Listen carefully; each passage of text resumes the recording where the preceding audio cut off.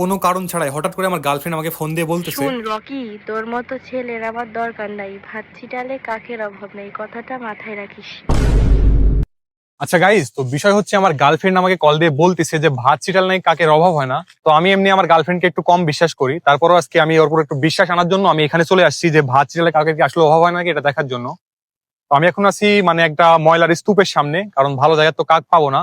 এই যে আমার পিছনে দেখতে পাচ্ছেন আপনারা ময়লার স্তূপ। তো এখানে আমি শিওর যে আমার গার্লফ্রেন্ডকে আমি সঠিক প্রমাণ করতে পারবো যে ভাত ছিটালে কাকের অভাব হয় না। দেখা যাক, আমি এখন ভাত ছিটাবো, কি হয় দেখা যাক।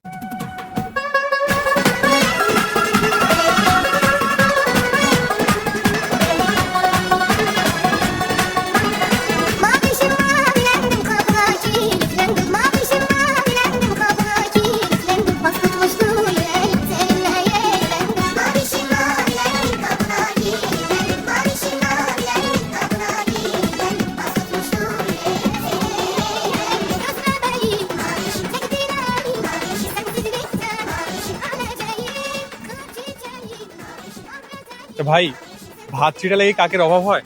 না। হয় না? না। ভাত ছিটালে কাকের অভাব হয় না? তা আমি এখানে ভাত ছিটাইছি কিন্তু কাক আসছে না কেন?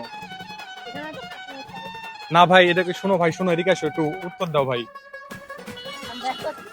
ও আচ্ছা ভাই, তো কেউই ভাই বলতেছে না যে কাকের অভাব হয়, সবাই বলতেছে অভাব হয় না। তো আমি কোনো কাকই পাইলাম না এখানে ভাত ছিটাও।